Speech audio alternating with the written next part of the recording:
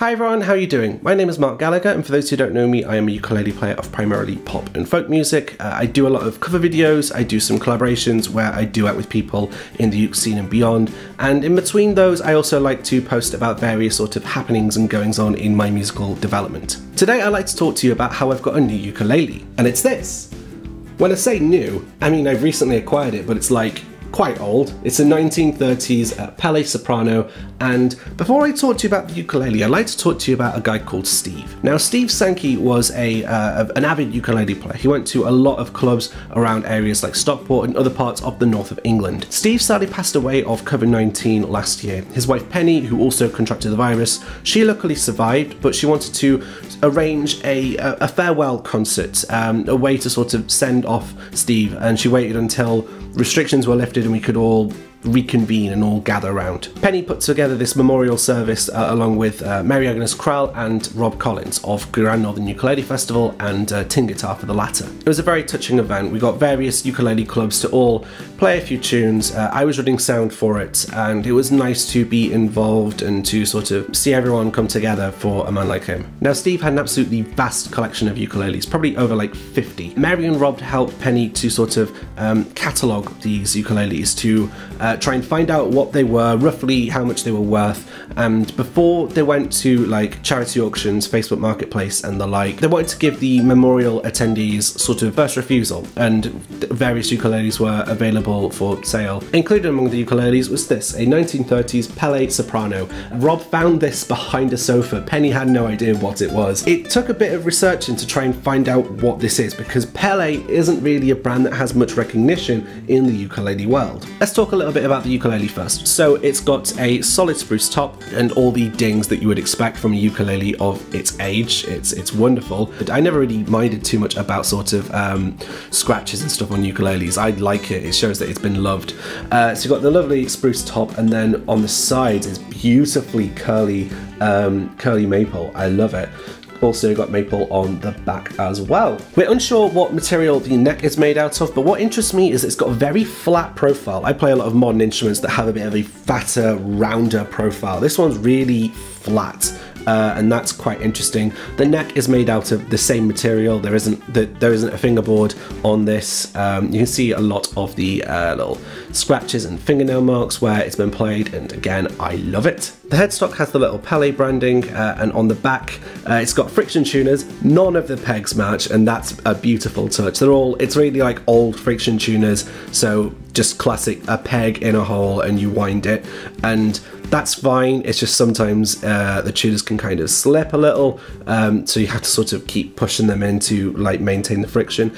And stamped on the back is the word foreign. So let's talk a little bit about the brand Pele. On the sticker where it's branded, underneath it you've got a slight little B and S, L, and research showed that that stood for Bears and Sons. They were an old publishing company which now makes violin parts. So Bears and Sons, when they were publishing music, they also did make some instruments, including ukuleles, but they also had a habit of importing some instruments and reselling them under like the Bears and Sons brand. So it gets a little bit murky. So some of the instruments that they made were branded under the name Pele, and they were included in the B&S 1930 catalogue, which is why we believe this to be 1930s. Some of the ukuleles that B&S would sell were Spanish made, and they were indicated as such by having foreign made on the back, so we believe this is probably like made in Spain, I presume. I found a wonderful resource on Ukulele Corner, which is basically like some sort of ukulele database, which had just information about B&S, including like some of the old prices for like their old ukuleles. You'd get things in a walnut finish from like 4 shillings, and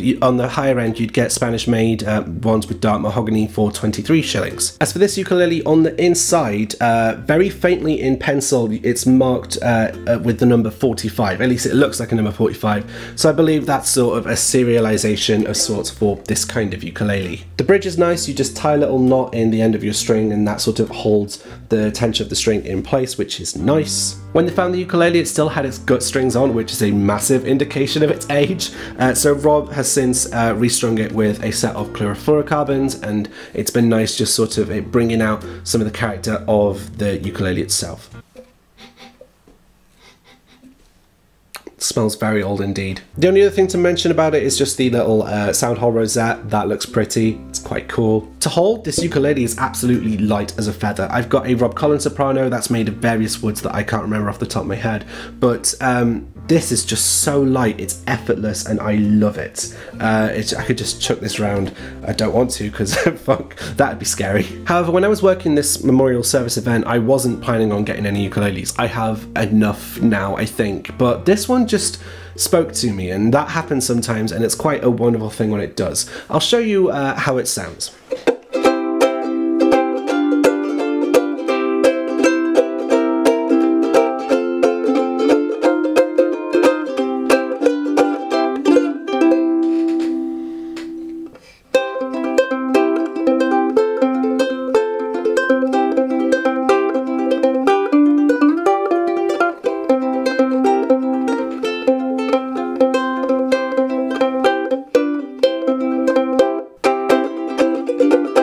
I love this uke. It's not perfect by any means, but just the sound, it's got a bit of a character to it. It's got a lot in sort of the, in the mid-range going on. It's got a bit of a snap to it, very warm as well. It's warm, but it's kind of chunky, is kind of the way I describe the sound of this uke. It sounds very soprano, and that's good. It's a vintage, and it kind of sounds like it. It's not meant to be a perfect uke, it's just characterful. And that's what I like. It's not trying to be glistening and gleaming. And also, it was probably only meant to be a few shillings, I imagine.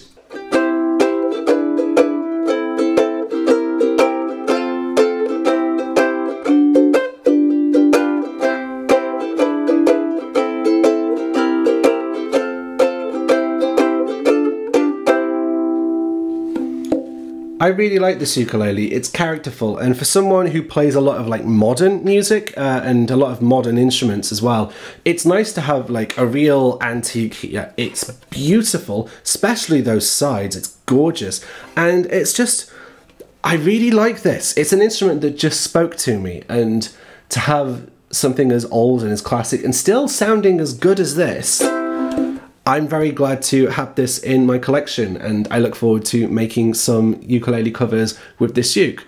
I think I should probably do some old music, probably from the 1930s. What say you?